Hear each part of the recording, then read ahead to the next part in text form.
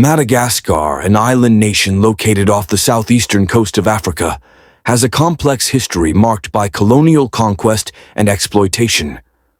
The French colonization of Madagascar, which began in the late 19th century and continued until the mid-20th century, significantly impacted the island's social, economic, and political landscape.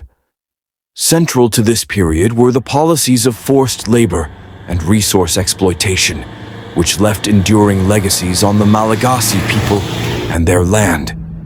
This narrative delves into the intricacies of French colonial rule in Madagascar, highlighting the mechanisms of forced labor and the extensive exploitation of the island's rich natural resources. French interest in Madagascar dates back to the early 17th century, when traders and missionaries first arrived on the island. However, it was not until the late 19th century that France aggressively pursued control over Madagascar. This period saw increased European competition for African territories, driven by the broader context of the scramble for Africa. The Franco-Hova Wars, fought between French colonial forces and the Merina Kingdom, referred to as the Hova by the French, marked the beginning of sustained French colonization. The first conflict erupted in 1883, and despite initial setbacks, French forces eventually overpowered the Merina. By 1895, after a second military campaign, France formally annexed Madagascar, establishing it as a French colony. Once in control, the French colonial administration quickly established systems of forced labor to support their economic ambitions. The Corvée, a form of compulsory labor, was imposed on the Malagasy population. This system required Malagasy men to work for the colonial government without pay for a specified number of days each year. The corvée was used for public works projects such as building roads, railways, and infrastructure essential for resource extraction. To maximize economic gains, the French introduced large-scale plantations for cash crops like coffee, vanilla, and rubber. Malagasy farmers were coerced into working on these plantations under harsh conditions. The French administration also implemented the prestations, a labor tax that compelled locals to either work on plantations or pay a tax in cash, further binding them to the colonial economy. The conditions for forced laborers were grueling. Long hours, inadequate food, and harsh treatment were commonplace. The physical toll and the disruption of traditional agricultural practices led to widespread suffering among the Malagasy people. Resistance to these policies emerged, ranging from passive non-compliance to active revolts. The most significant uprising was the 1947 Malagasy Uprising, a large-scale rebellion against French colonial rule that was brutally suppressed.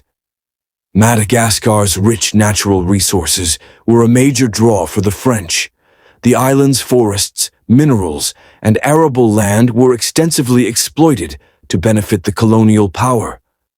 Timber extraction, mining, and the cultivation of export crops transformed Madagascar's economy and environment.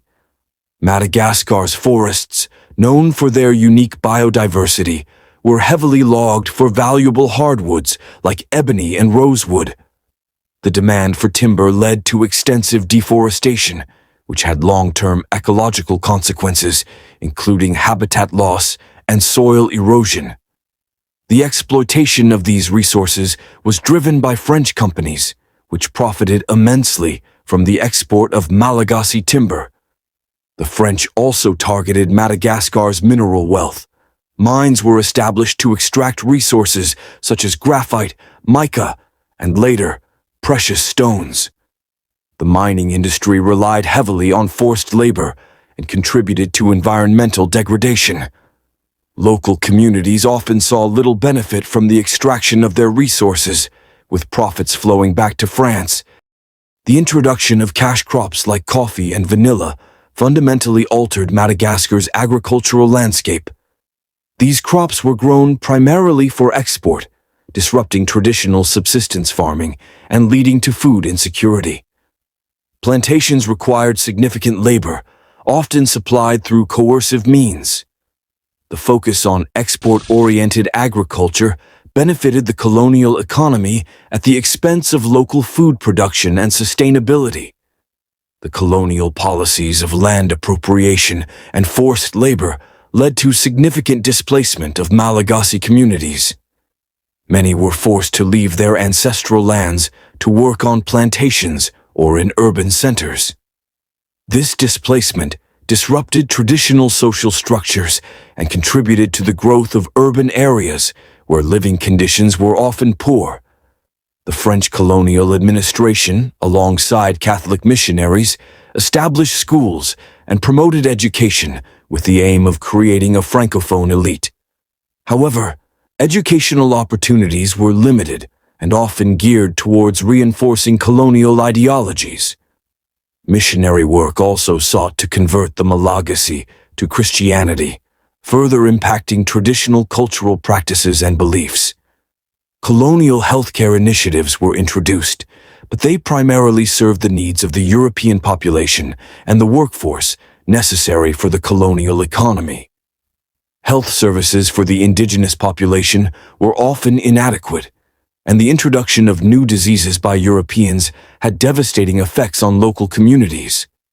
The harsh realities of forced labor and resource exploitation fueled nationalist sentiments among the Malagasy people. Political movements advocating for independence gained momentum, particularly after World War II, when global decolonization efforts were on the rise. The 1947 Malagasy Uprising, despite its brutal suppression, marked a significant moment in the struggle for independence.